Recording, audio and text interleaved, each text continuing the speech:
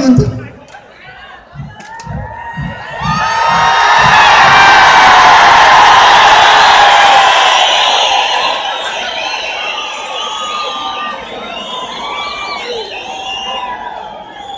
कहाँ छ भन्नु त कहाँ छ त्यो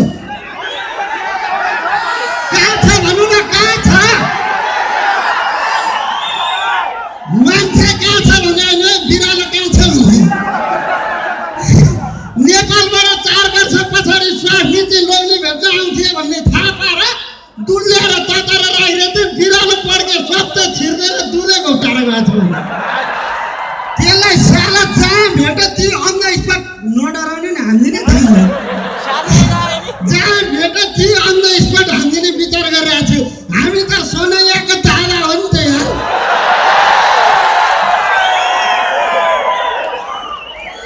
अलले त सुल्तानको सलमान खान जस्तो देखिहाल्यो होइन साला जिउडाल पनि ठ्याक्कै सलमानकै परेको छ तिग्रामा साह्रै हामी क्या रौने झ्वाइ नेपालबाट अब 4 वर्ष पछाडि स्वास्नी आउन लाग्यो कि स्वास्नी भन्ने बित्तिकै केटाहरू गरेर 4-5 वर्ष जति होला स्वास्नी नभेटेको सबैलाई गाह्रो छ हुन त बेलुका काम सकेर स्काइप र भाइबरले पनि चलाइरहेको स्काइप र भाइबरमा पनि राम्रो तरिकाले आफ्नै स्वास्नी चाहिँ होइन अर्काकै स्वास्नीसँग कुरा हुन्छ नि त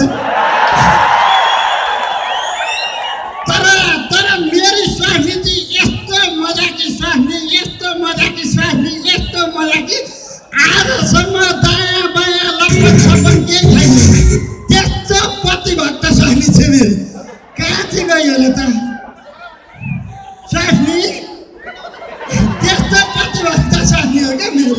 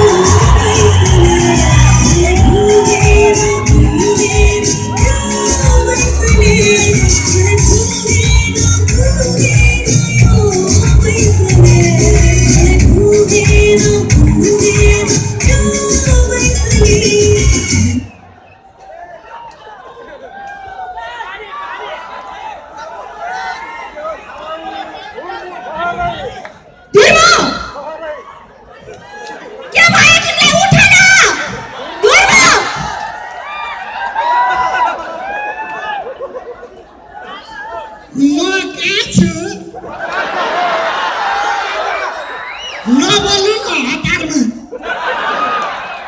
आफू चाहिँ यत्रो चर्को घाममा यस्तो मरुभूमिमा बालुवा लोड गरेर बसेको छु स्वास्नी चाहिँ उहाँ यत्रो ठुलो भुँडी लोड गरेर आइछ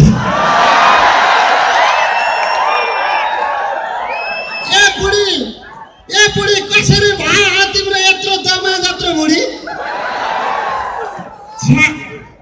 कस्तो लाज लाग्ने गरी सोध्या भने यो कुरो त सबैलाई थाहा नि तर धुर्म मैले यो भुँडी बोक्या होइन के यो भुँडी नै होइन ए भुँडी नभए के हालोमा लाग्ने लुडी हो त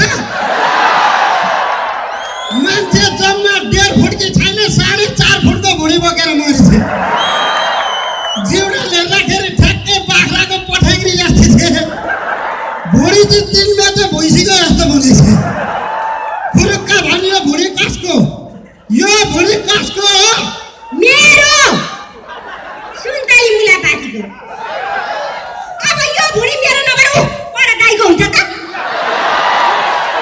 थ्यांक यू धेरै यस्तो नगरेर भुँडी उछिटेर गएर त्यो दाइको काखमा पुग्लानी बिचरा वर्षौंदेखि गाह्रो भएर बसिरहेको मान्छेको काखमा भुँडी गयो भने के हुन्छ नि छाडा नबोल है भन्ने सुन मिले के हुनु नि कुरियर गरेर नेपाल पठाइदिनु हुन्छ कुरियर गरेर नेपाल पठाउँछ कि यत्रो वर्ष बुढीको भुँडी नदेखिरा अर्काको साथीको भुँडी भेटेर सबै तिम्रो जस्तै नियत हुन्छ नि हेर सुन्तली होइन यो कस्तो आचम्म गाँठे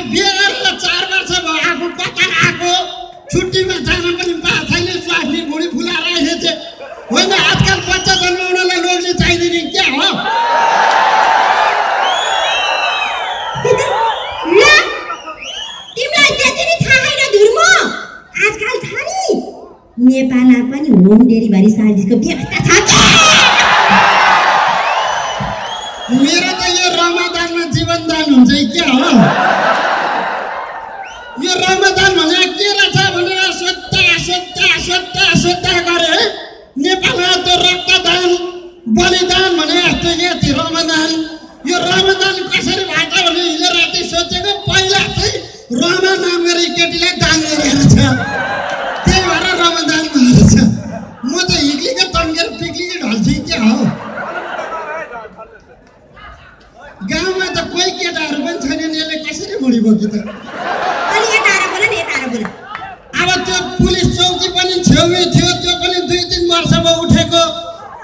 सेनाको ब्यारेक पनि छैन। मैले कसरी यस्तो भयो त? अब त्यो गाउँमा एउटा उटपटाङ थियो यस्तै सम्बन्धीको विज्ञ, त्यो कृष्णीको छोरो विष्णु, त्यो पनि कतार आएको 3 वर्ष भइसक्यो। कतार आएको पो 3 वर्ष भयो त? छुट्टीमा गएर आएको त भर्खर 7 महिना हुँदैछ।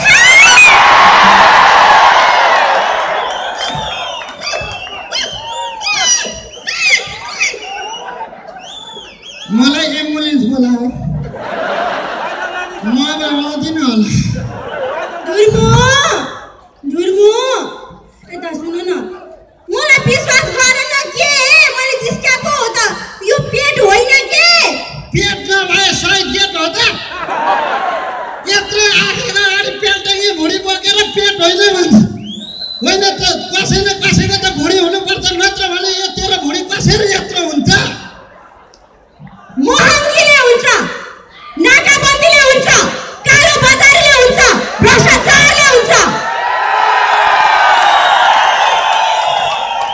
मेरो धुर्मु मेरो मात्रै होइन, नेपालमा अहिले सम्पूर्ण नेपालीको यी सब कुराको उकुस मुकुसले गर्दाखेरि पेट ठुलो ढुस्स भइरहेछ। सबैको पेटमा हावा भरिएको छ, हावा।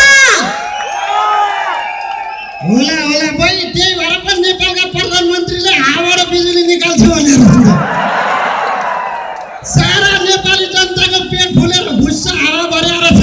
महँगीले, भ्रष्टाचारले, कालो बजारीले, त्यही भएर हावाबाट बिजुली निकाल्छु भनेर छ बुढाले। मेरो हाँसो चाहिँ फेरि दक्षिण एसियाको टप हाँसो है, फेरि कास्टिङ मात्रै दिएको। हेर सुन्तली, सबैको हावा भरिएर पेट फुलिहाल्ला, तर तिम्रो चाहिँ पेटमा हावा भरि आएन। खोइ यहाँ सुनौ त, साउकुटी लाग्छ के? सुनौ न यता सुनौ त। कानको जालीले फुट्ने गरी बच्चाको लात्तीले भएका हाम्रो त्यो फुटबल खेलाडी नवयुग श्रेष्ठले ह्याट्रिक हाने जस्तो भित्रबाट बच्चाले वाक्क लात्ताले हान्नु मलाई नि। कहाँ हुन्छ? पेटा बच्चाले लात्ता मात्र हान्छ कि क्या हो? बिहान खाएको भातको सिताले हान्दैन? भातको सिताले लात्ताले हान्ने, मकैको च्याख्लाले हातले हान्ने, गहुँको रोटीले कान बटार्ने पनि हुन्छ होला कि। हुनेर चाहिँदा पो कुरा गर्नुपर्छ। कुरुक्क भयो नि यो भुँडी कसको, नत्र भने अब त सिधै खाल्ने बाली भन्छ, सिधै खाल्ने बाली। कतारमा अन द स्पट स्वामी सिधाइदिन्छु। समयको दालाको अगाडि त भुँडी बोकेर आउने, कसको भुँडी बोकेको खुरुक्क भन्ने। मेरो ओइ मेरै पो हो होइन? म कतिचोटि मर्नु हो तेरीमा टोक्नु?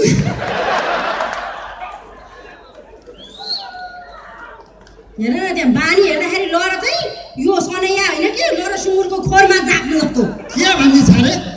के भन्ने छ रे? सुँगुरको खोर भन्ने तैँले भन्दा बरु आउखोर भन्नु, आउखोर भन्न सक्दैन त। आज मलाई सुँगुरको खोर भन्ने स्वास्थ्य सिद्धान्त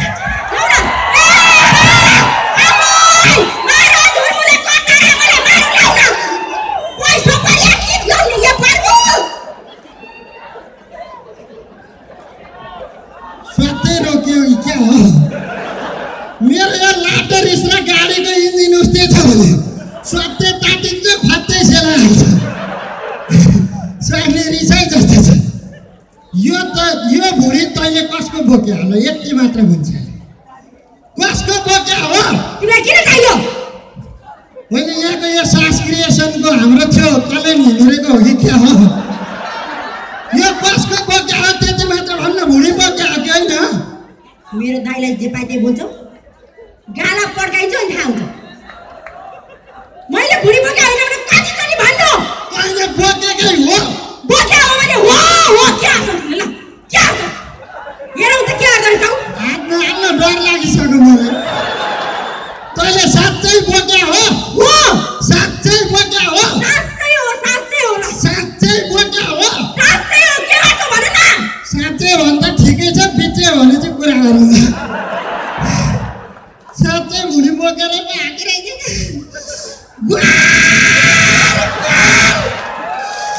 स्वास्नीले भुँडी बोके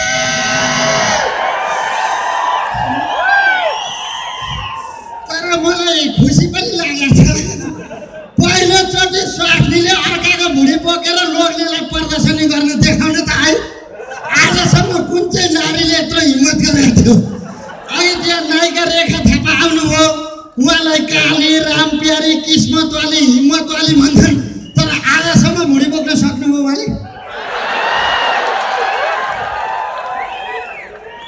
यही मञ्चबाट उहाँलाई च्यालेन्ज गर्छु सक्नुहुन्छ भनेदेखि मेरो स्वास्नीले जस्तो पेट बोकेर देखाउन अनि हामी हिम्मतवाली भन्छौँ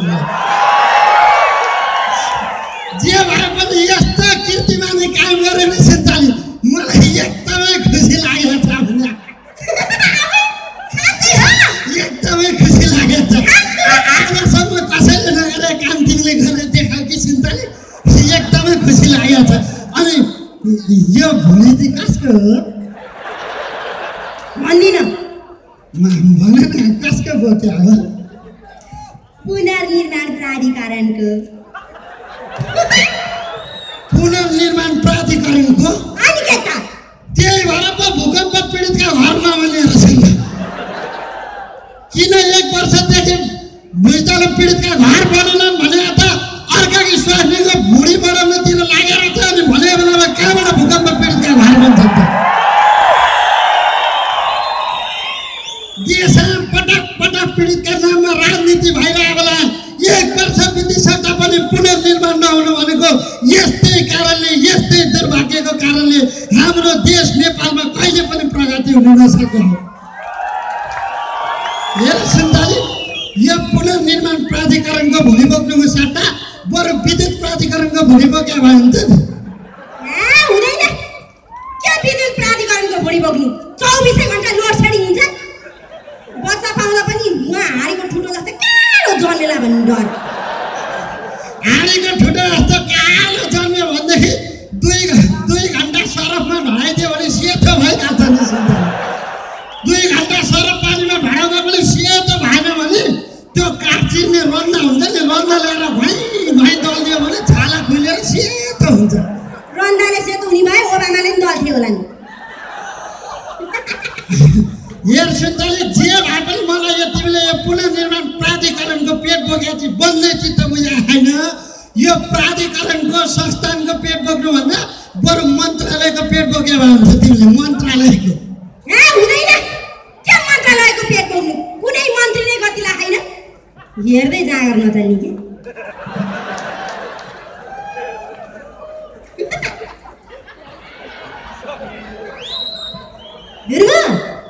ठिकै छ नि त अब मैले मन्त्रालयकै पेट बोक्या भने कुन चाहिँ मन्त्रालयको बोक्नु श्रम मन्त्रालयको बोक्नु सन्ताली तिमीले श्रम मन्त्रालयको पेट बोक्दै थियो भने यति धेरै नेपाली दाजुभाइ दिदीबहिनीहरू विदेशी भूमिमा दुःख गर्नुपर्ने हुन्छ सन्ताली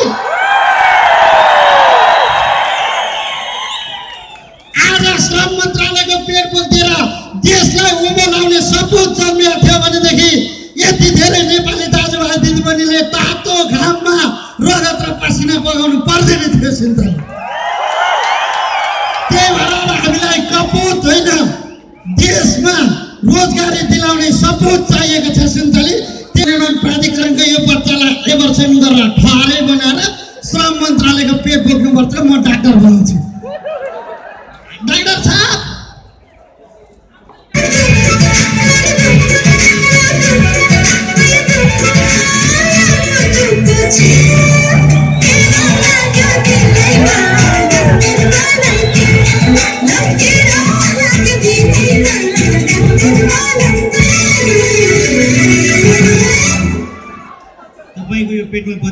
मर्यो अब मरिहाल्यो नि साला नेपालको नक्कली डाक्टर भागेर कता लाग्छ मेरो पेटमा बच्चा आएको कति पो भनेर सोध्छ होइन सर्टिफिकेट देखा तँलाई नक्कली डाक्टर सर्टिफिकेट देखाएन होइन कस्तो विश्वास नगरेको म नक्कली डाक्टर होइन I am original doctor Brown MBBS from Dhaka अहिले एकै झापड लगाइदिन्छु ढाका एमबीबीएस फ्रम ढाका भनेर भन्छ त्यो साला त्यो सक्कली डाक्टर होस् भनेदेखि सर्टिफिकेट देखाइन्छ सर्टिफिकेट देखा बिरामी भएर डाक्टरलाई सर्टिफिकेट देखा भन्न मिल्छ ट्राफिकले चालकलाई लाइसेन्स देखा भन्न मिल्छ हामी बिरामीले डाक्टरलाई सर्टिफिकेट देखा भन्न मिल्दैन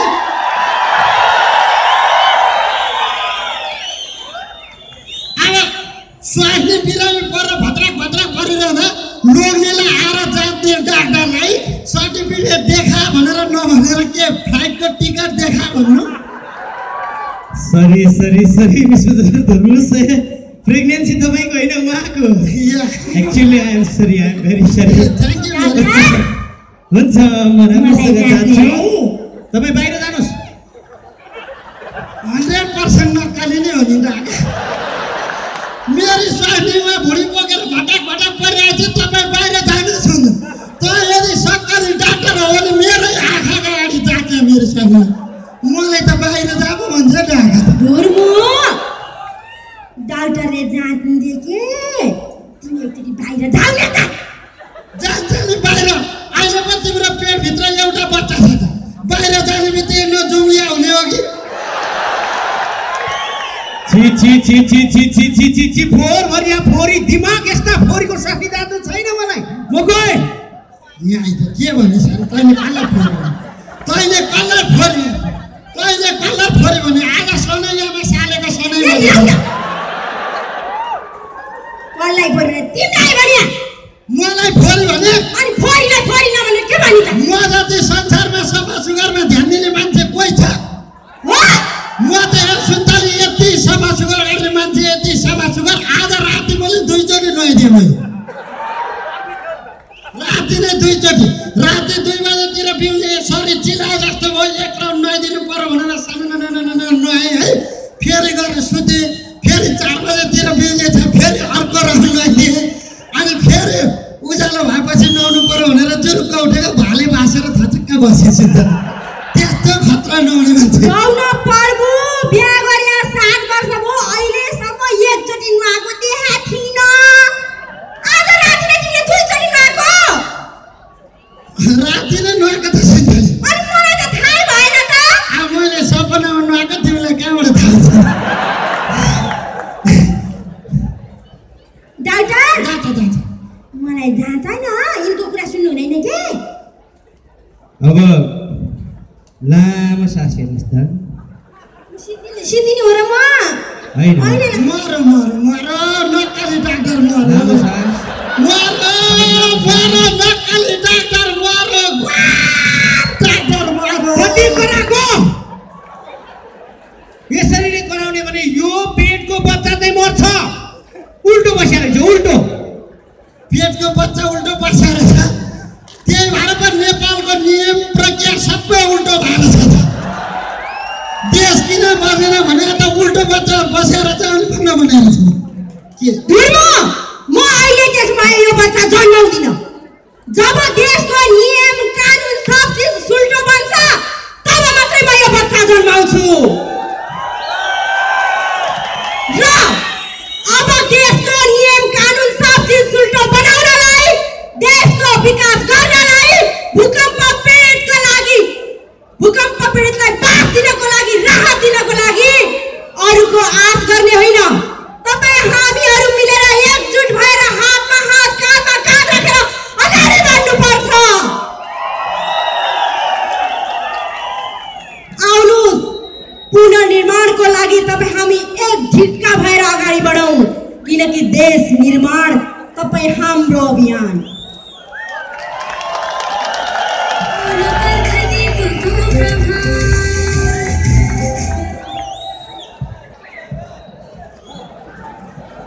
Thank you very much. र यसको सँगसँगै आजको हाम्रो यो कार्यक्रम यही समाप्त भएको हामी घोषणा गर्न चाहन्छौँ। यहाँहरू सबैलाई हामी धन्यवाद दिन चाहन्छौँ।